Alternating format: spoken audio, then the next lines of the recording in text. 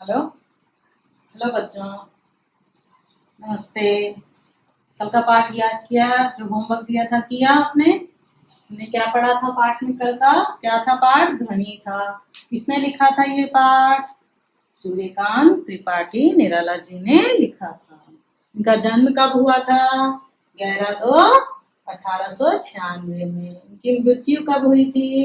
15 अक्टूबर 1961 में। ये कैसे कवि बताया था हमने? छायावादी कवि बताया था, रहस्यमय कवि बताया था।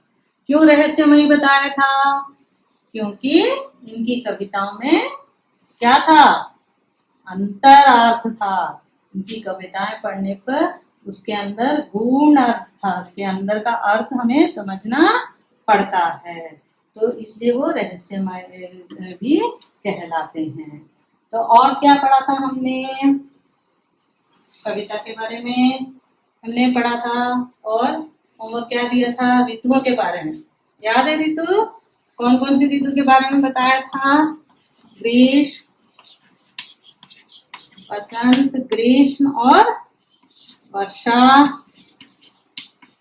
और शरद और हेमंत और शिशिर। जानकारी इकट्ठा की है। क्या है? गर्मी, बरसात और ठंड, ये है।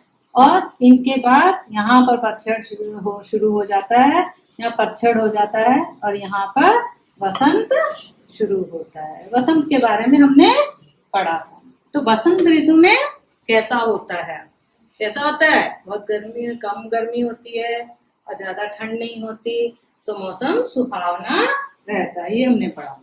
अब हमने कल क्या कौन सी कविता पढ़ी थी? फर्स्ट वाली एक बार सुन लीजिए, फिर याद आ जाएगा आपको। अभी न होगा मेरा अंत, अभी अभी ही तो आया है मेरे वन में मृदुल वसंत, अभी न होगा मेरा अंत। क्या बताया है कि वसंत ऋतु अभी शुरू हुआ है। अभी अभी जो शुरू हुआ है कोमल सा वसंत ऋतु, उसमें उससे अभी मेरा अंत नहीं होगा। यहाँ कवि अपने बारे में बताते हैं कि मेरे जीवन अभी शुरू हुआ है, मेरे जीवन में शुरुआत अभी हुई है, इसलिए मेरा अंत अभी नहीं होगा। उसके बाद हमने पढ़ा, हरे हरे ये पात डालियां कलियां कोमल गात, मैं ही अपना स्वप्न मृदुल कर फेरूंगा निद्रित कलियों पर, जगह एक प्रत्युष मनोहर। क्या कह रहे हैं यहाँ? वसंत ऋतु क्या बता रहा है अपने बारे में कि मैं वसंत ऋतु में मैं कलियों को, कोमलों को उनका नए जीवन दे रहा हूँ। क्या बता रहा है यहाँ पे? वसंत ऋतु क्या ला रहा है? कलियों, डालियों, हरे हरे पत्तों में अपने जीवन नया प्रातः काल दिखा रहा है। प्रत्युष का अर्थ क्या बताया था? प्रातः काल। याद है प्रत्युष का अर्थ क्या है? प्रातः काल। मनोहर, बहुत ही सुंदर। तो ऐसा उन्होंने बताया। यहाँ कवि क्या कहना चाहते थे? उनकी अपनी क्या था? उनका अंतर्भाव क्या है इसमें? कवि कहते हैं मेरा भी नया जीवन अभी शुरू हुआ है। जैसे मैं भी कोमल, मेरा शरीर कोमल है, जैसे डालियां कलियां फूल हैं, वैसे ही मेरा शरीर भी कोमल है। मैं अपने स्वप्नों के द्वारा, स्वप्नों जैसे कोमल हाथों के द्वारा मेरी जो इच्छाएं हैं उनको मैं पूरा करने की शुरुआत अभी यहाँ से करूंगा और अपने जीवन को नए प्रातः काल से नए जीवन लाकर उसको विकसित करूंगा। ये यहाँ पर ये बता रहे हैं। तो अच्छा बच्चों, आज हम नेक्स्ट करते हैं, पढ़ेंगे। अब नेक्स्ट उसमें देखो क्या बताया गया है। पुष्प पुष्प से तंद्रालस आलस आलसा सॉरी पुष्प पुष्प से तंद्रालस लालसा खींच लूंगा मैं, अपने नव जीवन का अमृत सहज सींच दूंगा मैं। क्या बताया कि देखो, पुष्प पुष्प से तंद्रालस लालसा खींच लूंगा मैं, अपने नव जीवन का अमृत सहर्ष खींच दूंगा मैं। क्या कह रहे हैं वसंत ऋतु? कि पुष्प पुष्प, पुष्प का मतलब क्या है? फूल। तंद्रालस का मतलब क्या है? अलसाया हुआ, लालसा इच्छा, नव जीवन नया जीवन। और इस तरह से क्या बता रहा है वसंत ऋतु कि जो पुष्पों के अंदर, फूलों के अंदर जो अलसाया हुआपन है, आलसपन है, उसको मैं बाहर खींच दूंगा। उन विचारों को मैं बाहर खींच दूंगा। कौन कह रहा है यहाँ पे? वसंत ऋतु बता रहा है कि यहाँ पर मैं उनके अंदर, पुष्पों के अंदर जो आलसपन है, अलसाया हुआ उनका जो शरीर है, उसको उसके अंदर के आलसपन को खींच लूंगा और उनके जीवन में नया अमृत भर दूंगा। सींच दूंगा मीन्स उसके अंदर उनके जीवन में अमृत को भर दूंगा। इस तरह वो उसको बता रहे हैं। तो यहाँ कवि क्या कह रहा है? कवि कह रहा है कि पुष्प पुष्प से तंद्रालस लालसा खींच लूंगा मैं, अपने नव जीवन का अमृत सहर्ष सींच दूंगा मैं। क्या बता रहा है यहाँ पे कवि? कवि का अंतरार्थ क्या है कि हर व्यक्ति, यहाँ पुष्प उन्होंने युवा पीढ़ियों से लिया है। युवा पीढ़ी जो अभी अभी थोड़े से बड़े हुए हैं, उन युवा पीढ़ी के बारे में बता रहे हैं कि उनके अंदर जो आलसत्व है, जो अलसाया हुआ शरीर है उनका, उसके अंदर के जो विचार हैं, उनको मैं आलसीपन को मैं बाहर खींच लूंगा। उसको, आलस को छोड़ने के प्रयत्न कराऊंगा, जिससे कि उनके जीवन में मैं अमृत भर सकूं, उनके जीवन को कुछ लक्ष्य दे सकूं। जब वो अपने काम करना शुरू कर देंगे तो उनका नया जीवन शुरू होगा। इस तरह उन्होंने इसमें बताया है। उसके बाद देखो, द्वार दिखा दूंगा फिर उनको, है मेरे वे जहां अनंत, अभी न होगा मेरा अंत। यहाँ द्वार दिखा दूंगा। द्वार का मतलब क्या है? द्वार का मतलब क्या है? दरवाजा। तो कहीं जाना हो तो दरवाजे से बाहर जाना पड़ता है, घर में से।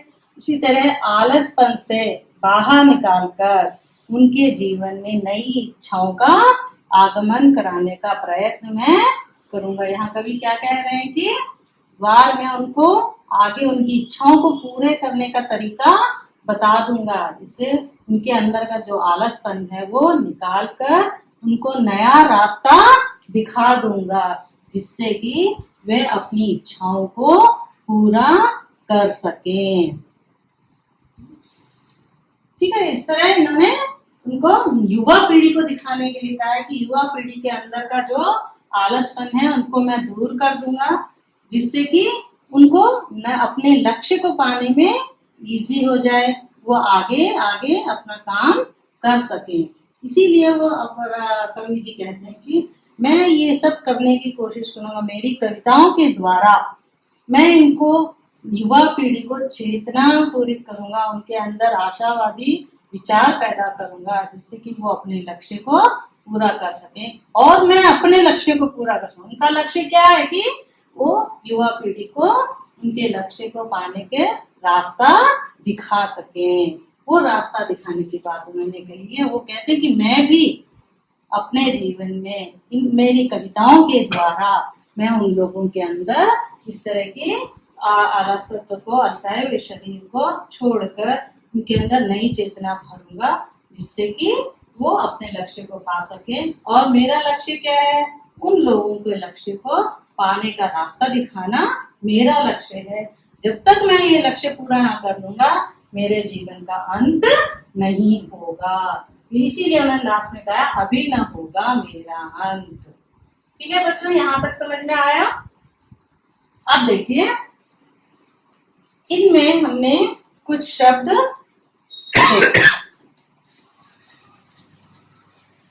अभी हमने कुछ मीनिंग्स पढ़े। अभी देखो यहाँ पर मृदुल वसंत आया है।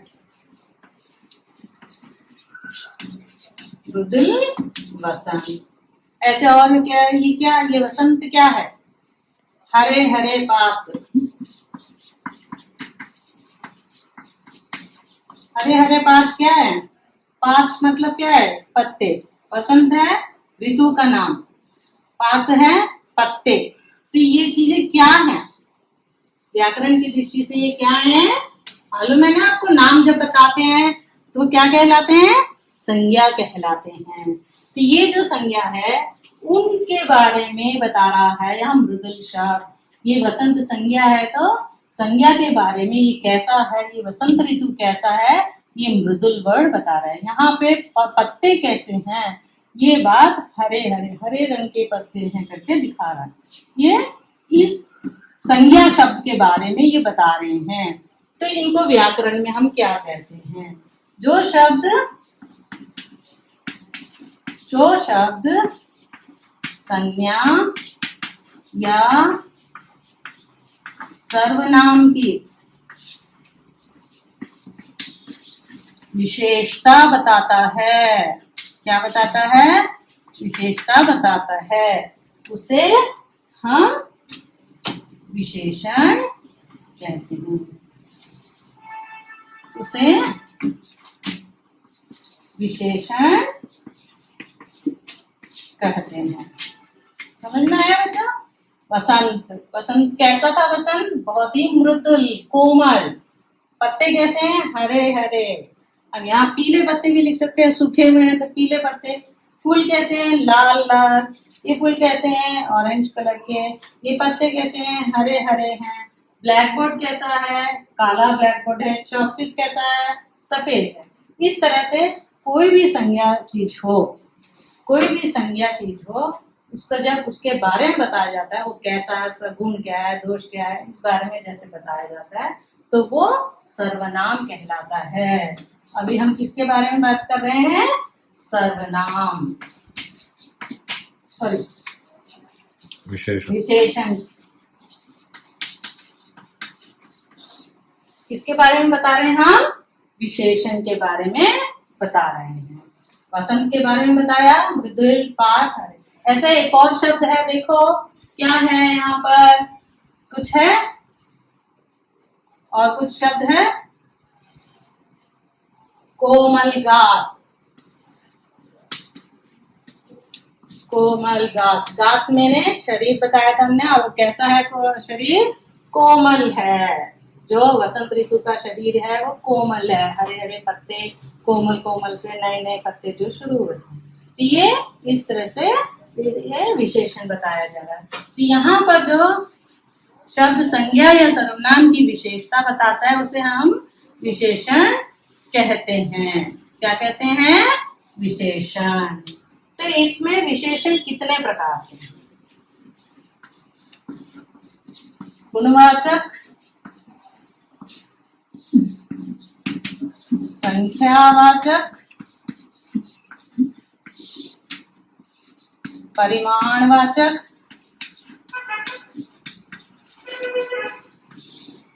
और क्या है? गुणवाचक, संख्यावाचक, परिमाणवाचक, और कुछ क्या है बताओ? अभी आइए। अनिश्चित पड़ा। अनिश्चित के बाद आता है परिमाणवाचक। परिमाणवाचक में क्या है? यहाँ हमने बताया था कि संख्या के बारे में 1 किलो ऐसे दे सकते हैं, सॉरी 1 फल, 2 फल, 4 फल, है ना? तो अब यहाँ हम परिमाण की मात्रा के बारे में पढ़ेंगे, कितनी मात्रा है, और इसका कोई माप, तोल, मापना, तोलना करते हैं, इसको परिमाण कहते हैं। परिमाणवाचक क्वांटिटी देखते हैं, तो ये उसमें आएगा। तो इसमें हम क्या कह सकते हैं? 1 मीटर कपड़ा,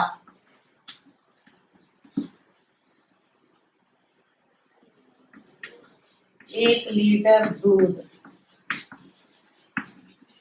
इसमें कपड़ा क्या है? संज्ञावाचक है।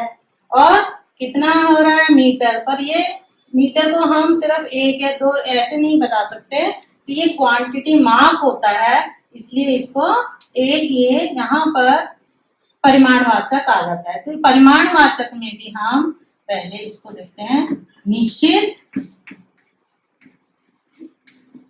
और अनिश्चित। निश्चित और अनिश्चित होता है। निश्चित में जब परिमाण कितना है वो 1 या 2 संख्या आ जाती है तो वो निश्चित परिमाणवाचक कहलाता है। और जैसे थोड़ा पानी, पानी है, क्वांटिटी है, परिमाण बता रहा है तो थोड़ा पानी है। ये थोड़ा पानी जो है ये अनिश्चित होता है, कितना है हमें पता नहीं चलता, इस वजह से इसको हम अनिश्चित परिमाणवाचक में रख सकते हैं। ये निश्चित का क्या है, जिसमें कितनी क्वांटिटी का पता चल जाता है वो है निश्चित परिमाणवाचक, और जो जिसमें क्वांटिटी कितनी है, परिमाण कितना है वो हमें करेक्ट नहीं पता होता तो वो अनिश्चित कहलाता है। इसके बाद आता है सार्वनामिक। ये होता है जो सर्वनाम शब्द विशेषण के रूप में आते हैं।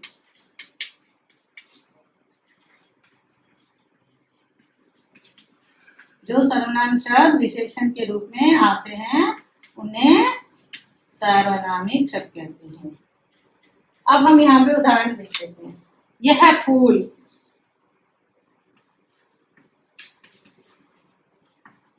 यह फूल हमने बताया, उनकी तरफ संकेत किया तो सार्वनामिक को संकेतवाचक भी कहते हैं।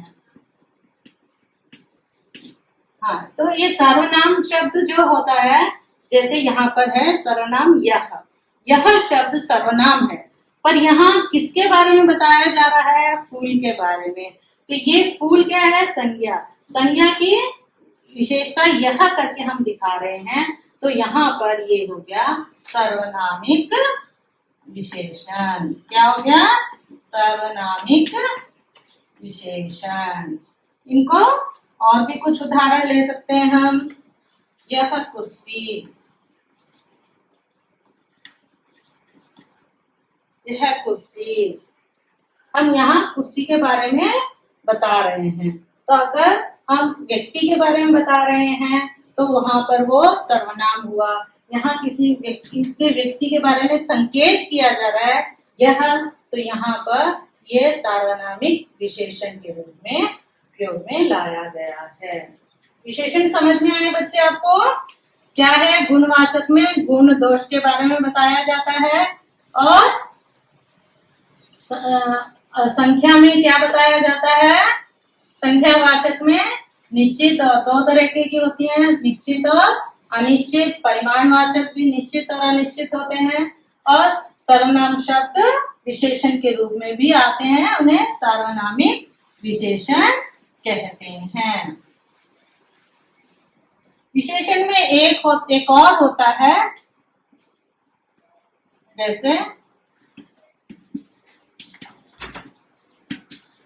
अति सुंदर लड़की, अति सुंदर फूल। सुंदर एक हमने पहले ही पढ़े, सुंदर क्या है, फूल के बारे में बताया, सुंदर है, ये विशेषण है। विशेषण के लिए फिर यहाँ पर एक और वर्ड आ गया है, अति, बहुत ज्यादा। सुंदर का है, सुंदर तो है ही, यहाँ पर बहुत ज्यादा बता रहे हैं, तो ये हो गया प्री विशेषण। प्रविशेषण, प्रविशेषण क्या कहते हैं इसको, प्रविशेषण कहते हैं। क्या कहते हैं इसको, प्रविशेषण, जो विशेषण की विशेषता बताता है। जैसे यहाँ फूल है, फूल का विशेषण सुंदर है, सुंदर की भी विशेषता बताई गई है, अति सुंदर, तो यहाँ पर ये प्रविशेषण हो गया है। ये विशेषण है, समझ में आया बच्चों? विशेषण आ गए। आपके टेक्स्ट बुक में पीछे पाठ में एक वाक्य दिया गया है, देखिए,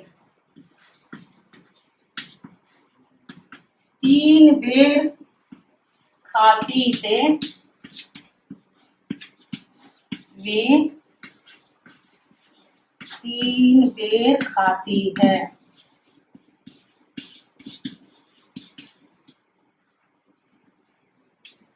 वाक्य को दोबारा पढ़िए। 3 बेर खाती थे, 3 बेर खाती है। क्या बताया गया है कि यहाँ पर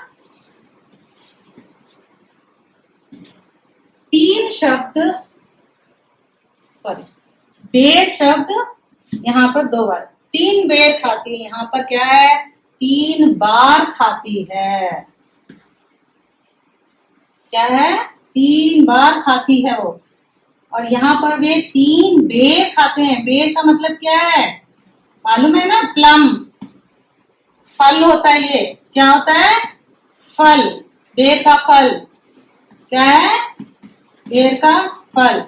वर्ड एक ही है, बेर और बेर, पर यहाँ पर अर्थ बदल गया है। अर्थ बदला है। बेर का यहाँ पर 3 बेर खाती है मतलब 3 बार खाती है।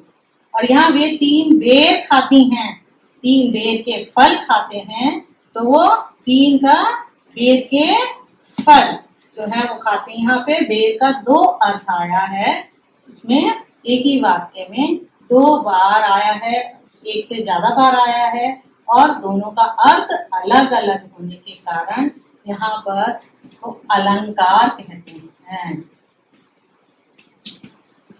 तो अलंकार कैसे? भाषा को सुंदर बनाने के लिए किया गया। तो ये जो आया है इस तरह से 2 बार का अर्थ आया, एक ही वर्ड है, शब्द एक ही है, पर अर्थ अलग अलग है। उसको हम यमक अलंकार कहते हैं। क्या कहते हैं? यमक अलंकार। जब एक ही वाक्य में एक ही शब्द 2 बार आता है और उसका अर्थ अलग होता है, तो उसे यमक अलंकार कहते हैं। ठीक है बच्चों, समझ में आया? अब एक बार फिर रिवीजन कर लेते हैं। हमने क्या पढ़ा आज? आज हमने पढ़ा कि कवि क्या बताना चाहता है कि युवा पीढ़ी के बारे में, कि उनके अंदर का जो आलसपन है, अलसाया हुआ शरीर जो है उनका, उसमें से वो आलसपन को खींच लेंगे और उनके जीवन में नया अमृत भरेंगे और उनको द्वार दिखा देंगे जीवन में कष्टों को हरने का, कष्टों को दूर करने का तरीका बता देंगे, जिससे कि वो अपने जीवन में सफल होकर आगे कुछ कर सकें, आगे आगे बढ़ते जाएं। ये बात उन्होंने इस कविता में बताई है। ठीक है, और विशेषण के बारे में हमने जाना। क्या था? कौन कितने विशेषण थे? हम क्या जाने हमने? गुणवाचक, उसके बाद क्या है? गुणवाचक के बाद क्या क्या था? गुणवाचक, उसके बाद संख्यावाचक और परिमाणवाचक, उसके बाद सार्वनामिक। याद आ गया? इसमें 2 होते हैं। कौन कौन से होते हैं? निश्चित और अनिश्चित। परिमाण में कैसे होते हैं? निश्चित, अनिश्चित। और सार्वनामिक शब्द क्या होते हैं? जो सर्वनाम शब्द को हम विशेषण के रूप में उपयोग में लाते हैं, वो सार्वनामिक शब्द होते हैं। और हमने यहाँ यमक अलंकार के बारे में पढ़ा कि एक ही वाक्य में जब एक ही शब्द 2 बार आता है और उसका अर्थ बदल जाता है, दोनों बार अलग अलग अर्थ होता है, उसे हम यमक अलंकार कहते हैं। ठीक है बच्चों, अब विशेषण के बारे में आप कुछ जानेंगे। इस पाठ को पढ़िए, अगर पढ़ सकते हैं तो पाठ को पढ़कर इसमें जो विशेषण शब्द आए हैं उनको ढूंढिए। और इस कविता में अंतरार्थ क्या है उसको बताइए। कवि का अंतरार्थ, इस कविता का अंतरार्थ, कवि का जो है, कवि कविता जो बता रहे हैं, कविता का अंतरार्थ, इसका अंदर में का मीनिंग क्या है वो बताएंगे। वो प्रयत्न कीजिए कि आपको कितना समझ में आया है, लिखने की कोशिश कीजिए। ठीक है बच्चों, नमस्ते, धन्यवाद।